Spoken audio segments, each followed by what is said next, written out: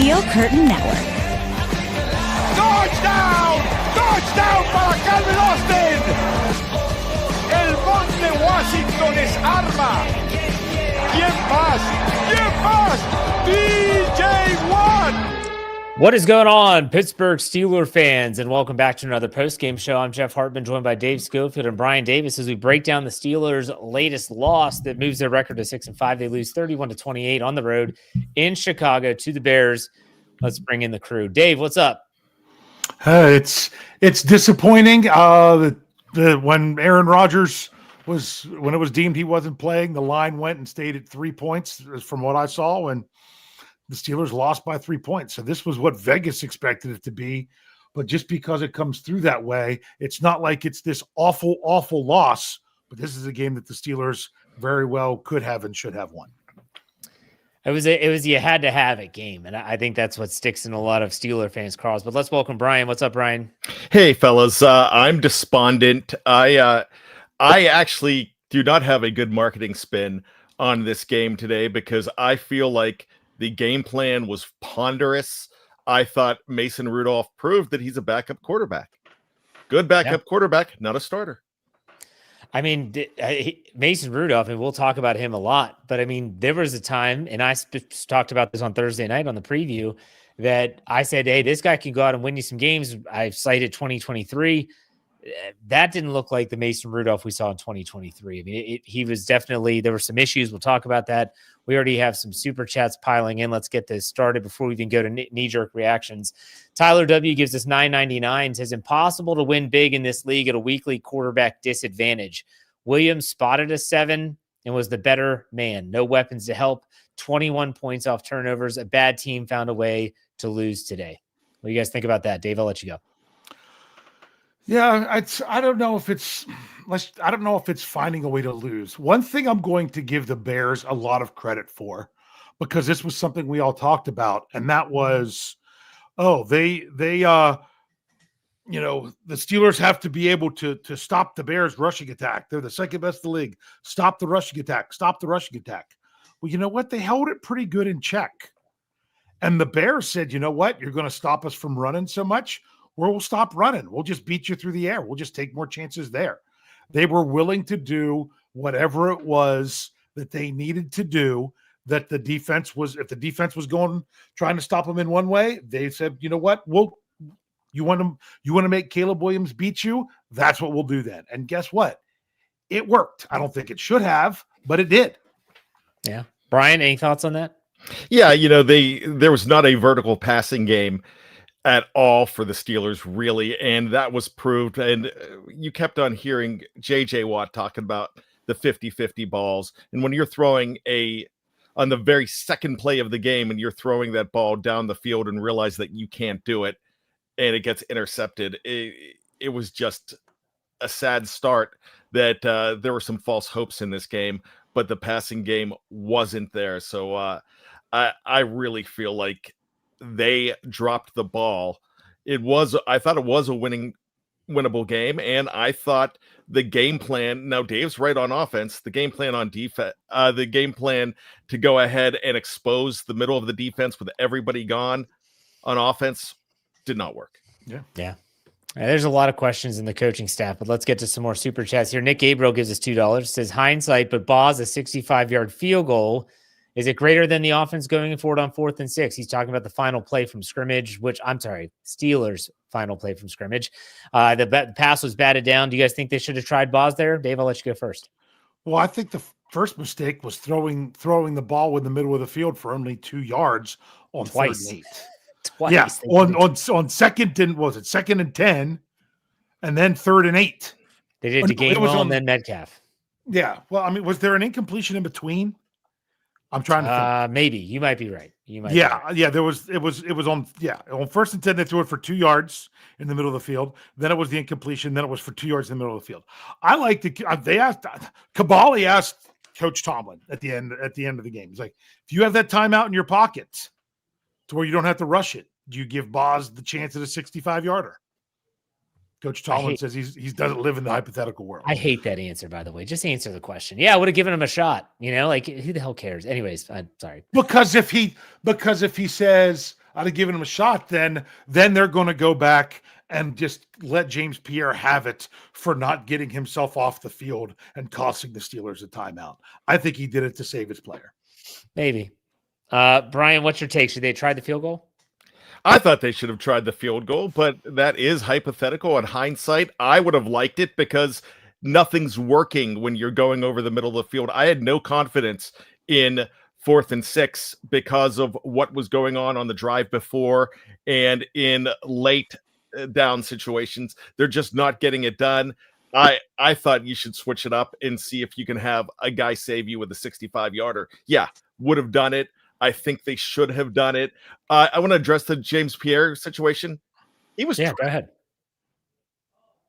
They showed that replay where he was tripped by Moore, number 2. Was he tripped or did he step on his foot? They showed it so fast I couldn't tell. It looked like he was tripped. Moore looked like he was doing an acting job. Maybe he stepped on his foot, but it was, I mean, he went down and, you know, I just kind of feel like that was a situation where they lost a timeout and they shouldn't have anyways because the clock was stopped. Yeah. All right, let's talk about this real quick. Dude Soccer 1995 gives us 499. Says, in the blink of an eye, the Steelers are out of the playoffs and in the hunt. They're no longer first place in the AFC North. Dave, what are your thoughts? Yeah, that's the reality of it. It's all about the tiebreakers, and the tiebreaker now is that the Steelers have a worse division record than the Ravens, and that puts the Ravens in first place. But honestly, 100%. The Steelers still control their own destiny. It's not like, oh, they're on the hunt and they need help. They're still going to be able to do what they do. But we'll just have to see if they can get it done then. I mean, so this was one that the Steelers really needed because you wanted to stay ahead there. I mean, especially when the Steelers are winning at halftime and the Ravens are losing at halftime, and then the outcomes completely flip. But at the same time, I think Steelers fans don't want it to come down to the Steelers having to beat the Ravens at least once, if not twice. And really, that's what the division is going to come down to. Yeah. Brian, thoughts on the AFC North? Yeah, you know, it's too early to tell because I used to think that the Ravens were going to win all these games and win out. And who knows if Joe Burrow comes back on Thursday night on Thanksgiving, he might give them fits. You never know. I mean, so I'm not ready because they typically win one of those games against the Ravens. So this isn't wishful thinking. This isn't me, you know, trying to blow sunshine up everybody's collective black and gold butts. What it is me saying that they could come back next week and beat a weird Buffalo team as well at home. So you never know. This is such an up and down league and an up and down season. The problems that the Steelers are having are problems that a lot of teams are having, like Kansas City, like Buffalo. You know, it's all what's happening. It's just the product that we're seeing every week on the field should be better, and it's not. Absolutely agree.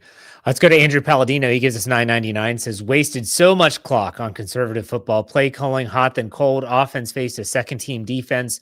The highest-paid defense allows 30-plus points. Again, first losing season incoming. Bad football. There's a lot to digest there. I'm going to start and say that I did feel like at some point, when they were trying to get 10, you're down 10, you're 2-score disadvantage, you're moving the ball, and I'm just keep on watching this game thinking, man, they're taking up a lot of clock. This drive is taking up a long time because they could not move the ball in chunks. It was basically just dink and dunk. I understand the play calling definitely in the second half was questionable. The highest paid defense allows 30 plus. I mean, it's tough. It's tough. I don't know. First losing season, we'll see. But Dave, what are your thoughts here? Yeah, I mean, the defense they didn't have it. I didn't like the way they were playing in the secondary in the second half. Was that because of missing Joey Porter Jr. or whatnot? But you can't just have one player go out and have everything go to crap. I thought that you know, when you looked at it in the first half, the Steelers, you know, they gave up a 120. Well, I can't remember. I don't know if there was a sack in there, but they gave up 120 yards passing, and in the second half they gave up 119 yards passing. So it felt worse in the second half, but it's just kind of what it was all game. I think it was how they went about it. I mean, my gosh, they were wide open. I mean, there were players just running around, and there's not a Steeler within 5 yards of them. But Brian, what's your take on this? Their scheme was so much better, and that's the bottom line. Ben Johnson's a good coach. Yes, he is. We know he's a good coach. Yeah. Tyler W gives us $9.99, and he reiterates what he already said. I think I read it earlier. Correct me if I'm wrong. He said, impossible to win big in this league. We already did this one, didn't we? I thought I removed it, but maybe we didn't. Yeah. I'm sorry. Okay. Yeah, I was going to say it's the same exact thing. Here we go. This will lead us into the stats. Kyle Thickums gives us $10 and says, Mason stunk it up. Every go ball was into the dirt or the sixth row. Roman Wilson had a step on defensive backs all day, and Mason couldn't throw him a good ball to save his life. I will say that typically everyone talked about the rainbow ball of Mason Rudolph. That was not there, nor was it his bread and butter in week 12 on Sunday in Chicago. From his first pass, the interception, the other deep ball where thankfully Roman Wilson was able to knock it away to prevent a second interception. Let's go ahead and talk about the offense, and let's start with Mason Rudolph in terms of the box score. Mason Rudolph, he goes 24 of 31 for 171 yards, 5.5-yard average, 1 touchdown, 1 interception. He was sacked 2 times for 12 yards in a rating of 86.9. Dave, what do you think about Mason Rudolph's game? It was dink and dunk all over the place. I mean, that's about the only what was the stat at one point? He was like 14 for 14 on short passes, but 1 for 4 on long ones, and it stayed that way. And unfortunately, that's what took the Steelers so long to score a touchdown to get it back to within a field goal, and why it was really tough for them to, when they were up against the clock, to get the ball down the field, because everything was short. There was no confidence in any kind of vertical pass game. We said about attacking the middle of the field, but the only time they were throwing in the middle of the field was on short dump offs and maybe some shallow crossers. Why didn't they attack the middle of the field vertically? It's like it's completely taboo for a pass to go over 10 yards in the middle of the field. It either had to be on the sideline or short. It went back to that U-shaped, passing chart that we would see, in years past. So it's a bit frustrating there. To me, it was one of those things where you could grind it out on the ground and with short passes and take a lot of time on your possessions. But when you need to make a play and you need to get down there, when the Steelers got the ball both the last times, I'm like, my goodness, I don't know that they can push it down the field is part of the problem. So that was what was missing from this passing attack today. If the Steelers were playing with the lead, it would have been great, but they weren't. And that was when it created a problem. Brian, thoughts on Mason Rudolph? Yeah, you had a good rushing attack behind you, but you have a quarterback in Mason Rudolph that although the announcing team said that he was confident and has nerves of steel or something like that, I think he's not a confident quarterback whatsoever going deep. I really don't. I don't think he has that bravado that an Aaron Rodgers has. And I think that made all the difference in the world. The Bears were depleted on defense. I mean, completely depleted, and they still didn't really miss a beat. Yeah, it was. Can I say one other thing? Yeah, sure. DK Metcalf was trying to gut it out. That guy, I don't think, could go deep anymore. When he hurt his ankle and then he came back in and Jonnu Smith rolls up on it again, I think part of it was they were having him go underneath, because I don't know that he could beat anyone down the field. I might be wrong. That's just my gut reaction. Yeah, and my gut's big enough that sometimes I should listen to it. But that's just the way it felt. Or maybe that was just the plan anyway, and which would have been a bad idea. But it felt like that it wasn't Metcalf later on in the game with those, just because he wasn't 100%. I thought Mason Rudolph, he really didn't feel the pressure well in this game. He's a guy that will stand in the pocket. That's always been his MO. Coach Kevin Smith talked about it on multiple shows last week about how Mason Rudolph is not scared of contact, and that Aaron Rodgers, let's be honest, as of last week against Cincinnati, he was getting a little skittish and a little happy feet, escaping too early. Mason Rudolph could have escaped a little bit earlier on some of those passes where he got, well, the strip sack was obviously the worst, but there were other sacks as well. It really was, it was a collective loss. This was not just on Mason Rudolph or on DK Metcalf, whoever wants to blame anyone out there. And we'll might as well get this out here. Brandon Diaz gives us $1.99. Said, fire Mike. No, sell the team. Slight overreaction. Thank you for the tip, Brandon. We appreciate it. So, all right, let's continue on and let's go to the running game. The Pittsburgh Steelers run the ball actually really well. They have 186 yards rushing, and you might be like, wow, that's crazy. 55 of those came on the fake tush push to Kenneth Gainwell, who led the Steelers with a 10-carry, 92-yard performance, a 9.2-yard average. Again, that was lifted up by that 55-yard long run. Jaylen Warren, 18 for 68, a 3.8-yard average with a touchdown. DK Metcalf, his touchdown was actually considered a run because it was thrown backwards. 186, 36 carries. But again, that one play really did help him out there. What did you guys think about the run game, Dave? Well, I mean, the one play helped them, but if they stuck with it more than they should have. Now, I noticed there were some times, like on the 1-3 and out by the Steelers, I know people were frustrated because Jaylen Warren wasn't in there for any of the plays. Yeah. I should say it this way. Part of the reason I think Steelers Nation sounds so fickle is that it's different voices for different things. Where I say, oh, they can't make up their mind. Well, that's because some people are yelling that the Steelers stop using a bell cow running back. You need to have running back by committee, blah, blah, blah. That's what we've heard in years past. And now that they are doing that, people are yelling that the main guy isn't out there enough and everything else. I can't say it's the same people, but that's just what makes it overall look kind of fickle. But they divided it up. Notice there was, not only was there no carry, I don't even think there was a single snap for Caleb Johnson. No. In this game. And you could tell that they were trying to protect Mason Rudolph by how many times, Jonnu Smith and DK Metcalf had rushing attempts. So with a little bit of those things. So, I mean, the running the ball wasn't the problem. And they committed to it because they ran it more than they passed it. So the problem is it's much better and easier to do that when you're doing it with a lead. Yes. Brian, thoughts on the running game? I thought the running game was good. I agree with Dave. If they had a lead, that would have been so much better. But they got taken out of it a little bit, and they allowed themselves to get taken out of it with a few plays. And I just want to throw something on the first tush push that did not work. It was the same thing. If you can't complain about that because the whistle was blown way too early, it was the same thing that happened last week that they got a gift on against Cincinnati. Yeah, I would say, so that's a turnover on downs. Correct me if I'm wrong. Is that automatically challenged, a turnover on downs? That's not deemed a turnover. So that is not. Am I correct? Because when you look at the stat line afterwards, it says turnover Steelers 2, not 3. I count it as a turnover. So therefore, you would have to challenge that. My question was this play, and Brian brought it up, looked like Connor Hayward clearly got the line to gain. And yet last week, they get the benefit of the doubt against Cincinnati. I thought if there's one that you challenge, it's this one.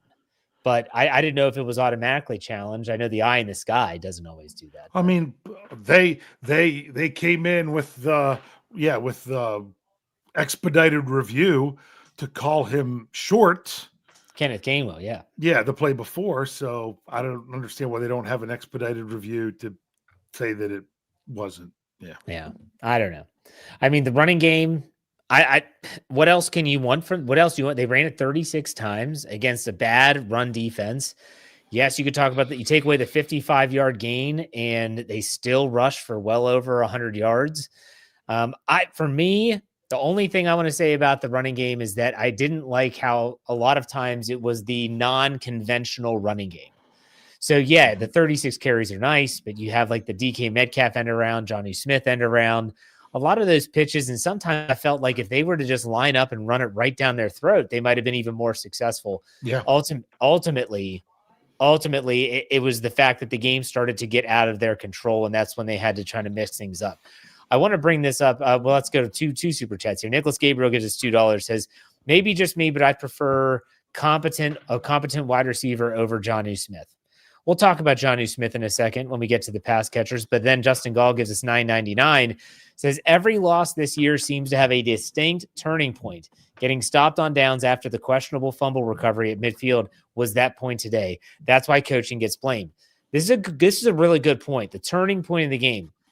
That would be one. Was that in the first half or was that in the second half? That was the first half. Okay. I felt like the turning point, in my opinion, was right before halftime when the Bears drove down and got a field goal to finish the half. Now the Steelers were up by a touchdown, and you're thinking, okay, get a stop. Don't allow any points here. You get the ball to start the third quarter. The defense everything changed from that moment on, in my opinion. But that's just my opinion. Did they really drive down, or did the Steelers just surrender and say, go ahead and run clock and we'll let you have 3 as long as you don't take 7? It felt like they completely waved the white flag on that. It was like they didn't even – it's like the whole idea of actually giving up no points, they didn't even count it as an option. They were only looking at giving up only 3 instead of 7. And that was extremely frustrating. Yeah, so my frustration would have been the fact that they did throw up the white flag and say, we'll give you 3. Yeah, exactly. My thing is, that's the one that bothered me. It just felt like at that point, why would at any point in this game would you be willing to give up points? It felt like they were, they had them at a 3rd and 5, and they just completely backed off and was willing to give up 7 or 8 yards as long as it wasn't the deep shot. You don't do that on 3rd and 5. Yeah. That's what was that might have been the most frustrating play of the day for me. Brian, anything you want to add? I'm absolutely with both of you on that. I thought it was inexcusable. All right, let's go to our pass catchers here. They talked about Jonnu Smith as a super chat, and the pass catchers, the Steelers ended up throwing for 171 net yards. Calvin Austin leads the way, 4 catches for 36 yards. That led the team. Kenneth Gainwell, 6 for 30. Darnell Washington, 2 for 22. DK Metcalf, 5 for 22 on 8 targets. Ben Skoranek, 1 for 21. Jonnu Smith, 3 for 21. Pat Freiermuth, 3 for 19 in the lone receiving touchdown. This is a tough nut to crack, in my opinion, the receiving. What do you think about the pass catchers, Dave?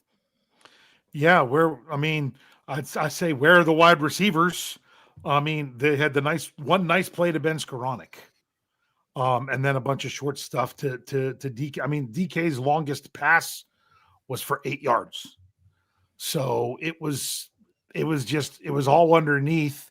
Therefore, what was Calvin Austin? He did have the 119 yarder, but was that even? He led the way. He had, 36 yards. With 36 yards. 36 yards led the way. That was the thing. This was all about the short game. The whole game was about the short game. And I'm not saying that's a bad strategy, because the Steelers were effective at the short game, except to start the second half. The third quarter is what killed this offense, because if you're going to go with the short game, you have to come through and manage to get the yards every single play. You need a few. My goodness, the first drive of the second half, what killed that drive? A 10-yard penalty. Yep. As soon as they had that penalty, it was basically over. The second drive, wasn't there a sack on the second drive? I think it was that led to the punt. I might be mistaken, or was that the one where they? How about Mason Rudolph with a big scramble down the middle, and then what happens? There's no wide receiver covering up Troy Fautanu. Yes, and that's the thing. Illegal. That's I so wanted to just go off on Brooke Pryor on Twitter, because she's like, because of the illegal formation on Troy Fautanu. That is not the tackle's fault. He gets called out, but it's not him. Yeah, we are 12 weeks into the NFL season. You lining up correctly had nothing to do with the success or failure of that play. You just had to line up legally. And if they do that, we're talking about a game that played out completely different. Yeah. But they just can't line up right. And they're all bunched in. It's not like they're spread out and not sure if that guy's forward or not. You were standing literally right next to the guy, knowing no one else was outside of you, and you were both off the line of scrimmage. How do you do that? I don't know which one messed it up, but obviously they should have said something to somebody, because between the two guys, one of you has to be up. Come on. Those are the kind of things that frustrate me because the penalty had nothing to do with the result of the play. They just screwed it up from the beginning. Brian, any other thoughts on the pass catchers? Have we gotten to you yet? I don't even know. No, when your leading receiver has 36 passing yards, then they're not helping the quarterback either. So it was a terrible game for the quarterback, a terrible game for the wide receivers as well. And yes, I'm going to go ahead and back Dave up with that.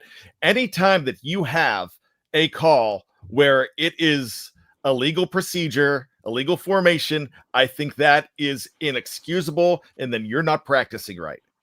All right, yeah. And let's finish up with the offensive line. You talk about Mason Rudolph was sacked 2 times in terms of quarterback hits. The Bears only had 4 registered quarterback hits. And so I got to feel, I definitely left this game and we just watched it. So there's not a lot of time to break down tape or anything. I feel like the offensive line did their job. They lost Broderick Jones with a stinger and Calvin Anderson got called into duty there as a tackle. I don't know. Darnell Washington, they were asking of running backs at times to try and take over Montez Sweat, who's their best pass rusher. Interesting coaching decisions there. Dave, what do you think about the O-line since you're the O-line guy? I thought the offensive line themselves were doing a nice job, especially since that was the strength of today's Bears defense. I mean, I say today because of everybody that was out. The strength of the Bears defense was their front guys, where they had Sweat. Who's the other guy in there? Grady, whatever. Grady Jarrett. Thank you, Grady. I don't know why Johnson came in my head, but yeah. So the strength of the Bears defense of the actual place where they had guys, regular starters playing was that defensive front, and I felt that the offensive line did a nice job. Now, the one thing that the Bears did is they knocked down balls at the line of scrimmage, but that one at the end of the game, my goodness, did that guy get up high to knock that down? But so that was just one of those things. The offensive line did not stand out in a bad way today. And even the sacks, both of those look like they're probably going to get credited to Darnell Washington. Yeah. And one of them should be credited to Mason Rudolph because he just held onto the ball way too long. And, it's you're putting a tight end in a really precarious situation. But Brian, what was your take on the O-line? Yeah.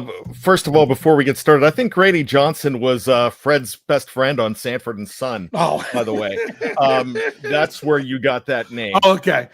But as far as everything goes, actually, it was Grady Wilson. My apologies, okay, but sorry. We were close.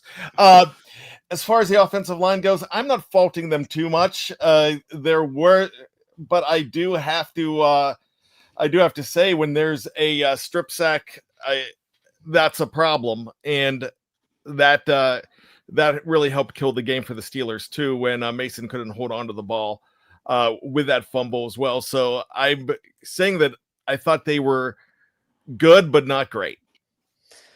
I think that's a good way to assess it, Brian. Good, not great. It's just it was kind of an accumulation of suck on the Steelers offense. I think that's a good way to end the first half of the show. We're going to take a quick break. For those of you that are watching live, we're not going anywhere on the audio side. We're going to take a quick break. Hear a word from our sponsors. We'll be right back.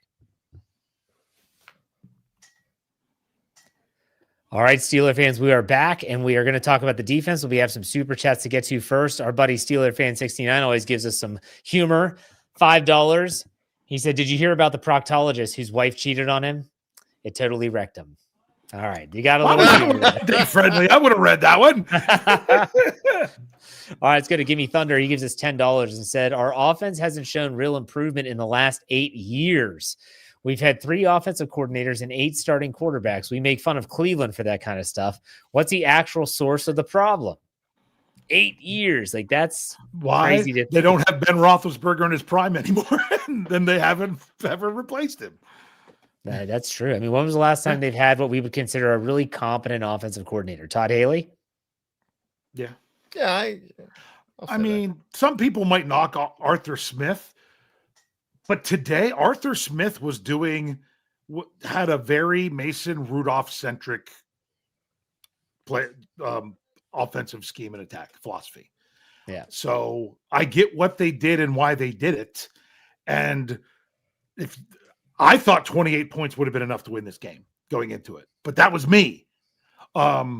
So because I felt if the defense can keep doing their thing, then the offense gets to that total, even with Mason Rudolph. I wasn't expecting the Steelers to have to go over 30 with Mason Rudolph to win this game.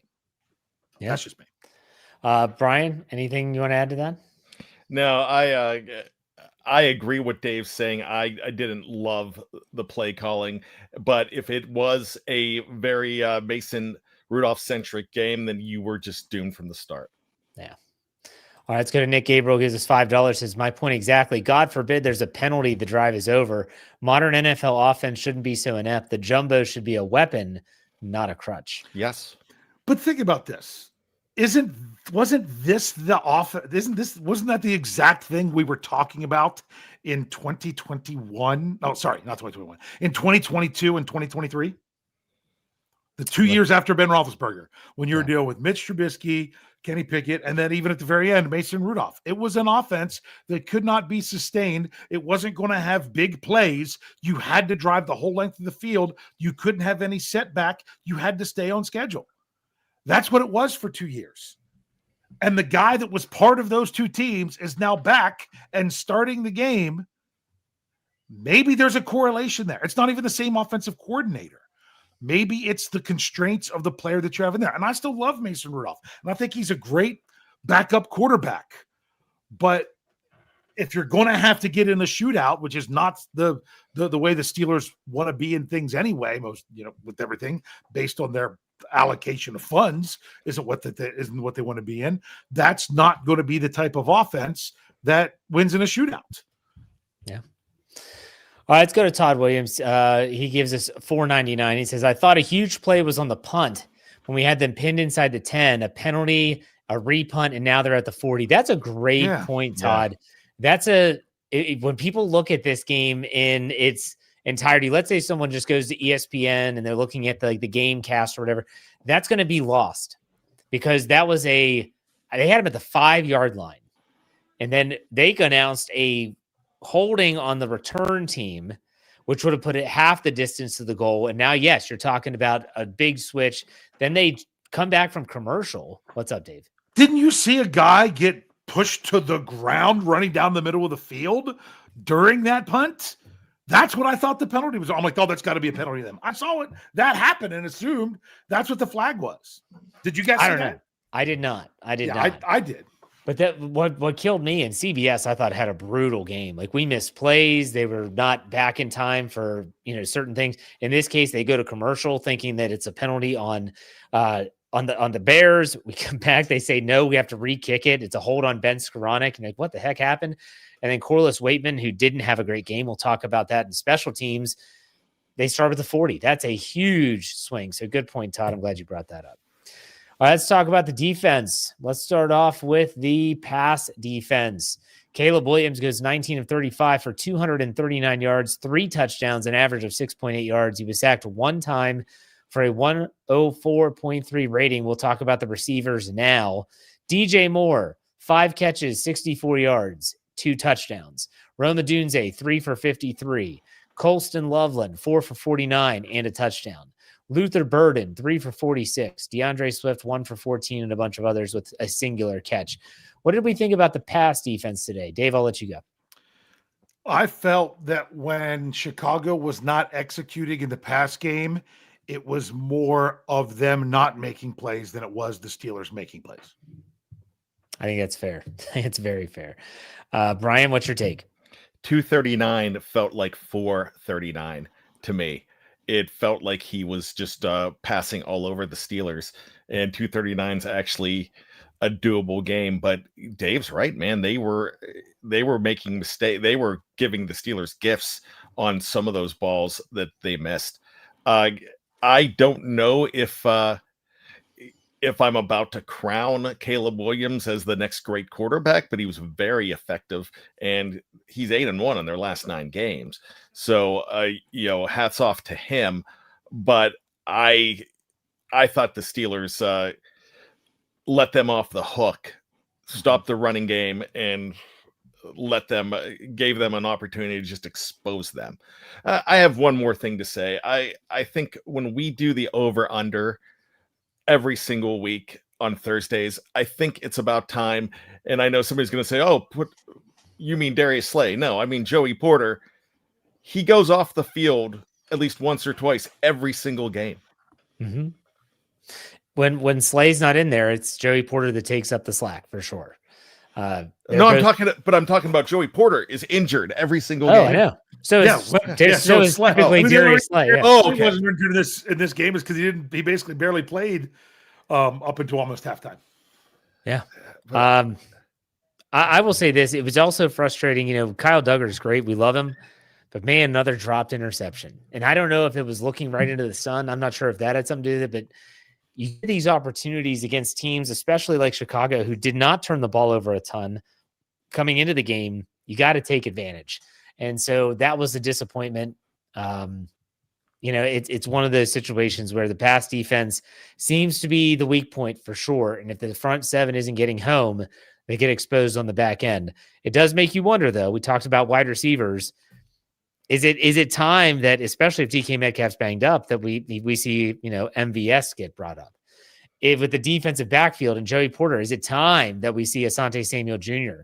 get brought up? I think that these are situations now where, okay, Scotty Miller might be inactive to get MVS a helmet. Okay, well, what's Scotty Miller bringing that we can, nothing, really. Exactly. So, we'll see what the injury report has. Joey Porter Jr. suffered a hip flexor, according to Mike Tomlin. Those can be tough, especially for a defensive back. We will see. All right, so I mentioned the front seven getting to the quarterback. Caleb Williams, who got rid of the ball quickly, as a lot of quarterbacks have this season against the Steelers, he was only sacked one time, and there was only one quarterback hit, and that was T.J. Watt's lone sack. I thought T.J. Watt, give him credit for the strip sack, and it turned into a touchdown. Nick Herbig recovery. The pass rush couldn't get close to him. Dave, what was your take? Nope, it could not, and I think that was part of the issue. It's not like he had all day to throw, but they never were able to get him flustered. And was it KT Smith talking about that on Let's Ride? Was that what it was? I know I heard somebody talking about it on one of our podcasts with SCN about trying to just get Caleb Williams flustered. What was it, him or am I thinking of of Roy on SCN? I talked about it. I talked about it a little bit. I can't remember what I heard it, but somebody did. And honestly, you had an opportunity after that touchdown to then really get in his head and get him flustered with the pressure, and they couldn't bring it. No. Brian, thoughts on the pass rush? You had that one great play, but one sack, and I can't believe I took the over on one sack. Well, no, that was the takeaways, was the half, but it was non-existent. I think that's the best way to say it. Like, it was outside the one play. It was non-existent. Caleb Williams is mobile, so you're not talking about a statue. It was a tough one for the pass rush for sure. All right, let's get a couple super chats here. Nick Gabriel gives us another $5 and says, crap teams have highlight plays with bad quarterbacks. We scrap and claw to not go 3 and out. Danny Dimes is cooking. LOL. Maybe the offense should play like it's 2025. I got to say something, kind of agree with what Dave said earlier, that Arthur Smith in this game had a situation where you're like, okay, I think it was one of those where we got to put Mason Rudolph in a comfortable setting. He's working with what he has. And unfortunately, there's not a lot of weapons at his disposal at this stage in the game. Anything you guys want to add to that? No. Can't make chicken salad. All right, let's go to Jaron Dale. Gives us $4.99. So what happened on the punt early in the second half? The pinned them inside the 5, then commercials, and all of a sudden they have it at the 40. Thank you. Okay, we talked about this a few minutes ago. That's okay, though. And basically what they said was that they called holding on the Bears, and then they changed it. It was a holding on Ben Skoranek, and the Bears elected to re-kick. And that's when Corliss Waitman did not have as good of a kick in the second time around, and they get the ball at the 40-yard line. So that's how that happened. All right. Did I forget anything about the defense that we needed to discuss? Run defense. I forgot the run defense. The Steelers held the Chicago Bears, who were averaging well over 140 yards per game, to 99 yards. Kyle, how do you say his name? Help me out, Mononga. Brian. Monongai? Monongai. Monongai. Sure. There you go. Yeah, that sounds right. like something I got back in college. 12 carries for 48 yards, a 4-yard average. Caleb Williams, 4 carries for 21 yards. Luther Burden, 1 for 15. DeAndre Swift, 8 carries for 15 yards. They did a good job bottling him up. What did you guys think about the run defense here, Dave? I think that the run defense did its job.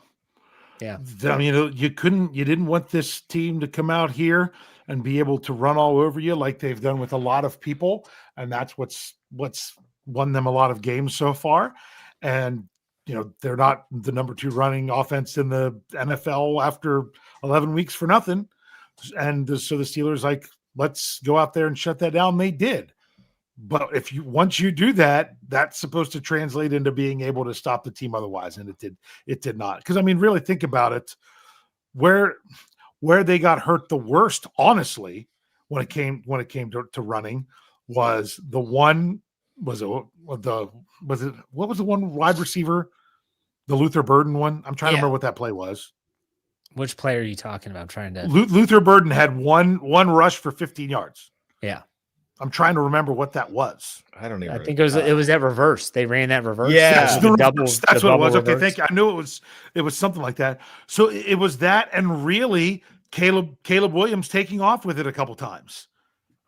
That's the main threat of what they had running. I mean, you hold DeAndre Swift to 1.9 yards per carry, you're doing a pretty nice job. Once again, they took the number 1 runner of a team that rushes the ball really well and shut him down. But it still wasn't enough to win the game. Yeah, it's a good point. All right, Brian, what'd you think? This is called screwing up in reverse, almost like they screwed up in reverse against Cincinnati when they scored way too soon. This is the reason I'm saying this is they did such a good job shutting down the Chicago Bears run game and turned around and exposed themselves the other way around. You can't stop yourself from screwing up in reverse. It's just a bad side bet. Yeah, and the running defense wasn't the issue. We'll put it that way.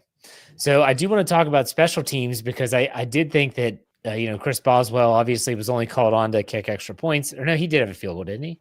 Nope. No field goals. Okay, so it was 28 points. But Corliss Waitman, he has 3 punts for 106 yards, an average of 35.3 and a long of 39. And there are some times where those numbers can kind of be misleading. And you can say, well, they were not. No, you could say well, the long was 39 because his punts are around midfield and there were times where you're waiting for a big kick, flip the field, and it just didn't come at I thought his worst punt was actually the last one. 2 minutes left in the game. You're deep in your own territory and you put it only 33 yards and give them the ball to 44. No. I mean, the defense gets off the field, but that's neither here nor there. I thought that the punting was bad. Yeah. But think about that. If he punts that ball 15 yards further, 15 yards, 48 yards. Yeah. And the Steelers get the ball. Well, I don't know. Maybe the Steelers still get the ball at the 20 because it was a touchback. Who knows? But if you think if they only get 5, let's say they get the ball at the 25-yard line instead of the 20, based on where it all plays out, then you're definitely kicking a field goal at the end. Yeah. Brian, thoughts on the special teams? Yeah, I think we are enamored in the fact that gosh, y'all shucks, Danny Smith is just a lovable figure, but he's not a great special teams coach. And that special teams just is, I think he's been protected by having guys like Boz, having guys like Killebrew, who is gone for the season. And I just don't think the special teams are as good as advertised. You have some good players there. They just, it wasn't a very good game here as far as that goes. I'm a big Skoranek guy, but that's a big mistake there. But when you're looking at Waitman, man, this is the first I've really seen Waitman fail as far in this go around. I thought he was solid in cold weather last year. So I'm chalking it up to a bad game, I hope, but the special teams did not put Boz in position. I mean, the team did not put Boz in position to bail him out at all either. Yeah, it's going to be a rough one. So, all right, let's finish this up with some final thoughts. Dave, I'll let you go first. Yeah, the final thoughts with this game for me more than anything is, there's a lot of people that want to come in and they want to, anytime the Steelers lose, it's coaching. Like even Brian, I don't necessarily agree with him with the whole Danny Smith stuff because there's two parts of special teams. You've got the scheme of covering and blocking and everything else, and then you've got players going out and actually performing like the kickers themselves. When the problem this week was the kickers themselves, not kickers, punter, I should be specific, not getting the job done. I don't see where that's, looks at a terrible special teams coach. That was a punter not doing the thing they needed to do. It's not because it was bad coverage and they gave up long returns or anything like that. But then, of course, everyone wants to yell coaching. I think the Steelers had offensively had the right game plan for the quarterback that they had. And it worked most of the time, except the couple times it didn't really in the third quarter really hurt. And the defense didn't back them up. This game came down to both of these teams. I said the turnover battle was going to be huge in this game. And I even believed if the Steelers were even, that they would win this game.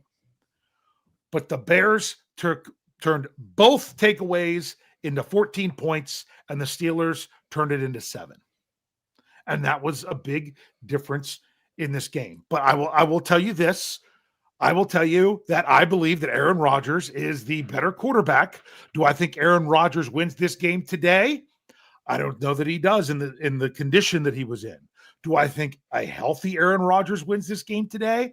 I actually think that he does, because you have a mix of short passing and you still have that longer threat that was and even in the middle of the field longer that you have with Rodgers that you just didn't have today with Rudolph, especially after that first one was picked off. So Steelers fans are always bummed and say how they're not going to win another game after they lose. And I get what you're saying. But this team is kind of ending up exactly where they are. And I know it's frustrating to have a big lead in the AFC North and have it evaporate. But the problem was this team, it's not like the Steelers came out as a dominant team in order to get that big lead. It was more about other teams struggling early that now I think they're still kind of struggling. I mean, especially when you look at the score at halftime, but they're just playing the softer parts of their schedule. That's just kind of how it goes in the NFL. There are still 6 games to go, and that's what's really going to define the 2025 Pittsburgh Steelers, these last 6 games more than anything else. All right, Brian, final thoughts? Gosh, guys, I don't even know what to say because I like what Dave says about Arthur Smith and what they gave him, but I think in the game, I don't feel like they were attacking the softness in the middle of the field as well as they possibly could with all those guys gone. Now, the offensive game plan, they did run into a tough defense, but they still could have exposed those weaknesses. On defense, they just were bad. That was more of, really, as much as I like to rail on Terrell Austin, and I do, that was more of the players not playing as well on defense, and that was a big problem, but we didn't talk about that a lot today as much as we talked about how inept Mason Rudolph was. If Mason Rudolph is going to be the guy that you're going to bring in to try to save you, that's fine. He can do it in a half. But the problem is, if you're going to need a guy to start for 2 or 3 weeks, the way Mason Rudolph is playing this version of Mason Rudolph, then you're just destined to continue to fail. So maybe he's the wrong personnel decision. Well, my final thoughts are simple. It's finally happened. A lot of Steeler fans have been predicting it. They've been thinking about it. And it's the fact that the Baltimore Ravens have caught and taken over first place in the AFC North.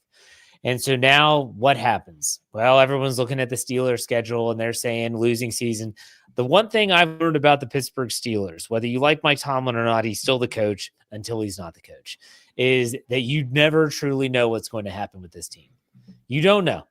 A lot of people thought they were going to win this game. Some people thought they're going to get blown out by Buffalo. I'll be honest. I wouldn't be shocked if they beat the Bills at home next week.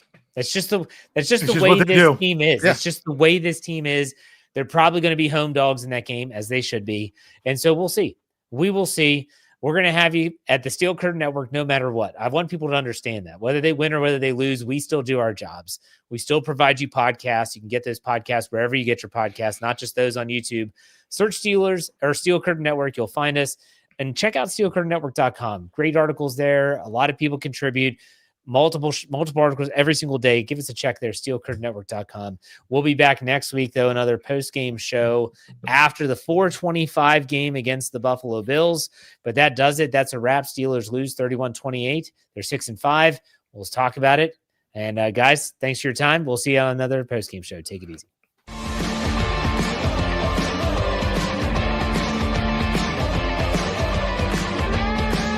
Steel Curtain Network. Get it. Everybody else gets a little tight.